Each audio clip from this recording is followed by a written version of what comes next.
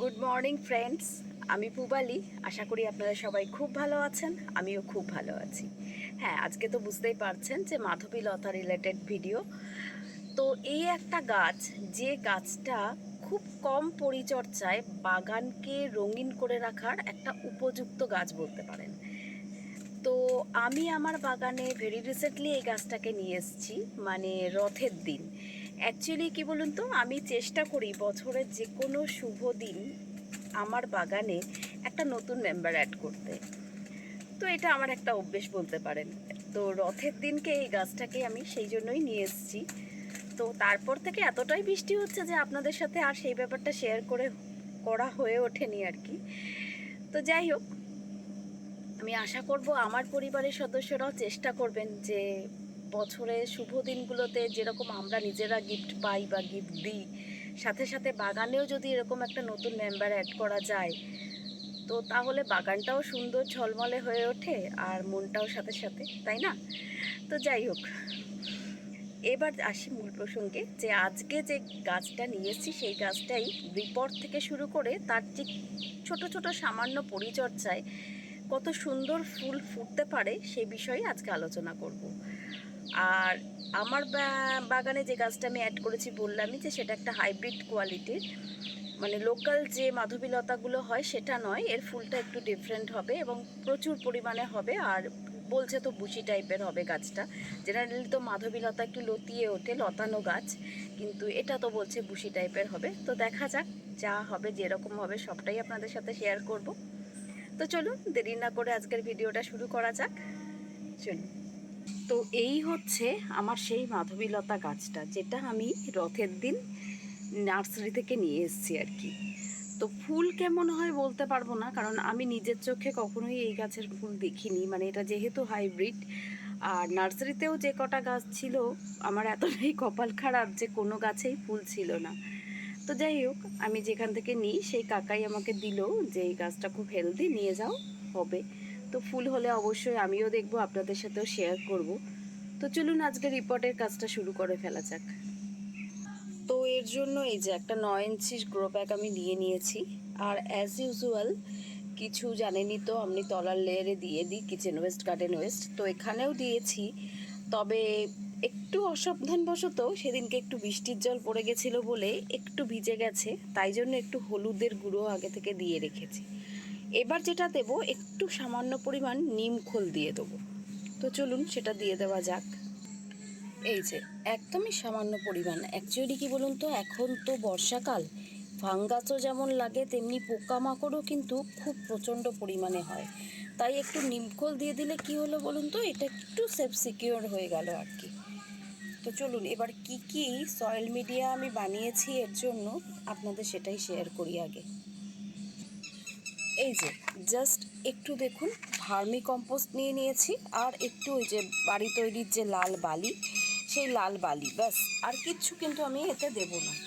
আর যেটা করব, খুব সামান্য পরিমাণে একটু কোকোপিট দিয়ে দেবো। এবার এখানেও একটু প্রবলেম হয়েছে কি, এই কোকোপিটটা একটু ভিজে গেছে। আসলে এই আচমকা আচমকা মাঝে মাঝে বৃষ্টি হচ্ছে, তো সেই কারণেই এই প্রবলেমগুলো হচ্ছে আর কি। সবসময় বাড়িতেও থাকি না, এইভাবে গুছিয়ে রাখাও সম্ভব হয় না। এই আজকেই দেখুন ওয়েদারটা এত ভালো আছে, এবার কখন যে আবার বৃষ্টি শুরু হয়ে যাবে বুঝতে পারবো না। তো এই তিনটে জিনিসকেই আমি একটু মিক্স করে নিচ্ছি। আর এর মধ্যে যেটা সবথেকে বেশি দেবো, যেটা আমি বর্ষাকালে খুব বেশি পরিমাণে ইউজ করি, সেটা হচ্ছে ট্রাইকোডার্মা। তো যেহেতু আমি জৈবভাবে কাজ করি, তো আমার ক্ষেত্রে তো এটা খুবই একটা উপকারী ছত্রাকনাশক বলতে পারেন। আর এটা তো একটা ছত্রাকনাশক, তার সাথে যেটা এর উপকার সেটা হচ্ছে, এ তো আপনারা জানেনই যে একটা উপকারী ব্যাকটেরিয়া, যেটা আর কি, যে অপকারী যে ব্যাকটেরিয়াগুলো থাকে সেগুলোকে মেরে ফেলে। তো সেই কারণেই এই ট্রাইকোডার্মাটা যদি এই বর্ষাকালে ইউজ করা হয়, বা যখনই আপনারা মাটি রেডি করবেন সেই মাটিতে বা সারে, গোবর সার বা ভার্মি কম্পোস্টে যদি আগে থেকেই একটু মিক্স করে রেখে দেন, তাহলে কিন্তু একটা দুর্দান্ত জিনিস রেডি হয়ে থাকে এবং আপনাদের মাটিটাও কিন্তু অনেকটা সিকিউরড হয়ে যায় এবং খুব সুন্দর একটা মাটি থাকে, যেটা আপনারা নিশ্চিন্তে সারা বছর যখন তখন ইউজ করতে পারবেন। যাই হোক, তো এবার এর সাথে আর যেটা নেব, এই মাটি, ব্যাস, প্লেন গার্ডেন সয়েল, আর কিচ্ছু না। কারণ আমি আপনাদের আগেই বলেছি যে বর্ষাকাল রিলেটেড ভিডিওগুলোতে যে বর্ষাকালে আমি কিন্তু খুব একটা গোবর সারটা ইউজ করি না। আমি চেষ্টা করি ভার্মি কম্পোস্টটাই দিতে যদি খাবার দেওয়ার দরকার হয়। আর যেহেতু বর্ষাকালে আমি একটু বেশি পরিমাণ গাছই রিপোর্ট করি, তো সেই কারণে গোবর সারটা একদমই অ্যাভয়েড করি এবং একদম প্লেন এই ভার্মি কম্পোস্ট আর একটু বালি আর একটু কোকোপিট এটাই অ্যাড করে আমি করে থাকি। তো এবার এই যে গাছটা আমি রিপোর্ট করব, এই ক্ষেত্রে একটা ব্যাপার আপনাদের বলে রাখি যে এই গাছটা তো খুবই হার্ডি গাছ। তো এই গাছটার জন্য সেরকম কিছু মানে কেয়ার করতে লাগে না। আবার সেক্ষেত্রে যে একদমই কোনো কেয়ার করবেন না, অটোমেটিক্যালি গাছটা খুব সুন্দর হয়ে যাবে সেটাও তো নয়। তো কি করতে হয়, এই গাছটার একটা ব্যাপার হচ্ছে এই গাছটা খুব খেতে ভালোবাসে। তো যেই কারণে আমি দেখুন এই যে কিচেন ওয়েস্ট গার্ডেন ওয়েস্টের লেয়ারটা কিন্তু খুব ভালোভাবে দিয়ে দিয়েছি। তার কারণ এখন তো বর্ষাকাল, এবার এই সময় খাবার আমি খুব একটা দিই না, এবার যেটুকু দেওয়ার দরকার সেটুকু দিতেই হয়। তো সেই কারণে যাতে একে একদম সেপ্টেম্বর পর্যন্ত আর কোনো খাবার দিতে না হয়, সেই জন্যই আমি কিচেন ওয়েস্ট গার্ডেন ওয়েস্টের লেয়ারটা একটু বেশি পরিমাণে দিয়ে দিয়েছি আর কি। তো এইবার কি হলো, এই যে খাবারটা আমি দিয়ে এই গাছটাকে করে দিচ্ছি রিপোর্ট, এই রিপোর্ট করার পর কিন্তু গাছটাকে এই মোমেন্টে আমি আর খাবার দেব না, কিন্তু এই যে বর্ষাকালটা কেটে যাবে তারপরে কিন্তু একে খাবার দিতে হবে এবং সেটা কিন্তু প্রত্যেক মাসে দিতে হবে। সারা বছর দিতে হবে বলতে যে মিশ্র জৈব সার সেটা মাসে একবার করে, যেটা আমি নর্মালি আমার জন্য রেডি করে রাখি আমার এই গাছগুলোর জন্য, ওটাই আমি ইউজ করব। কারণ দেখুন খাবারটা যদি বেশি পরিমাণে পায় না তাহলে এই গাছে কিন্তু অফুরন্ত ফুল হবে, আর কিছুই না। এবার বলি যে দেখুন এই যে গাছটা, হ্যাঁ নর্মালি যেগুলো আপনারা যে লিকুইড ফার্টিলাইজারগুলো সবসময় ইউজ করেন বর্ষাকাল ছাড়া সেগুলো তো অবশ্যই দেবেন, কিন্তু সাথে সাথে সলিড খাবারটাও মাসে একবার করে কিন্তু এই ফুল গাছটার ক্ষেত্রে খুবই জরুরি, যদি প্রচুর পরিমাণে ফুল আপনি এই গাছটা থেকে আশা করেন তাহলেই।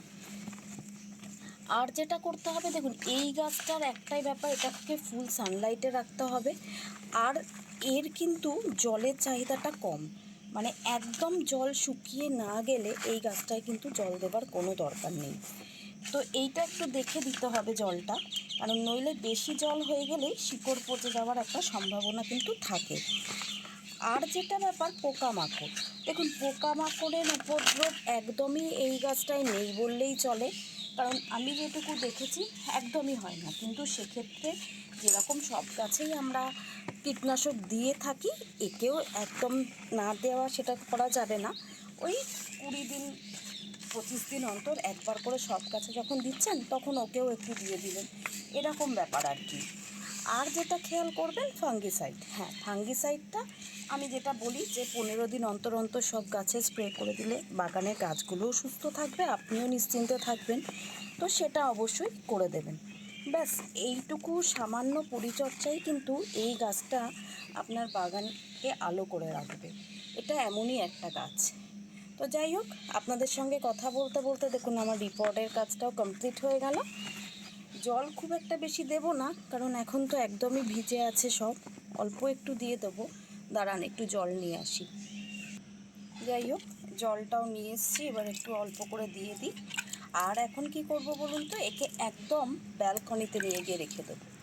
তার কারণ এখন যদি পুরো পরিমাণে বৃষ্টিটাও পায় তাহলে কি বলুন তো, সবে তো রিপোর্ট করলাম, গাছটার শিকড়টা একদম আলগা থাকবে এবং গাছটার শিকড়টা যদি নড়ে যায় তাহলে গাছটা মরে যাওয়ার একটা প্রবল সম্ভাবনা থাকবে। তো সেই কারণেই বৃষ্টির জল ওর গায়ে লাগুক, আলো বাতাসও আসুক, কিন্তু ওর শিকড়ে যাতে ডিরেক্ট বৃষ্টির জলটা না পড়ে সেই রকমই একটা প্লেসে কিন্তু আমি রেখে দেবো। অ্যাকচুয়ালি বর্ষাকালে আমি যে গাছগুলোই রিপোর্ট করি তাদেরই কিন্তু আমি বেশ কিছুদিন এরকম জায়গায় রাখি, তারপর এদেরকে ফুল সানলাইট বা ফুল বৃষ্টিতে দিয়ে দিই। তো এখন 10-15 দিনে এর ঠিকানা হচ্ছে ব্যালকনি, তো ওকে ওখানেই রেখে দেবো। এবং আপনাদের সাথে কথা বলতে বলতে দেখুন আমার পুরো গাছটাই রিপোর্ট করা কমপ্লিট হয়ে গেল। তো যাই হোক আজকের মতো তাহলে ভিডিওটা এখানেই শেষ করি। যদি আপনাদের ভালো লেগে থাকে তাহলে অনেক অনেক ভালোবাসা দিয়ে আমার পাশে থাকবেন। আর একটু লাইক আর শেয়ার কিন্তু অবশ্যই করে দেবেন। আর যারা আমার নতুন বন্ধু আছো বা আছেন, তাদেরও যদি ভিডিওটা ভালো লেগে থাকে, যদি ইনফরমেটিভ মনে হয়, তাহলে প্লিজ চ্যানেলটা সাবস্ক্রাইব করে বেল আইকনটা প্রেস করে দিও। খুব তাড়াতাড়ি আবার একটা নতুন ভিডিওর সাথে দেখা হচ্ছে। আজকের মতো তাহলে বিদায়, টাটা।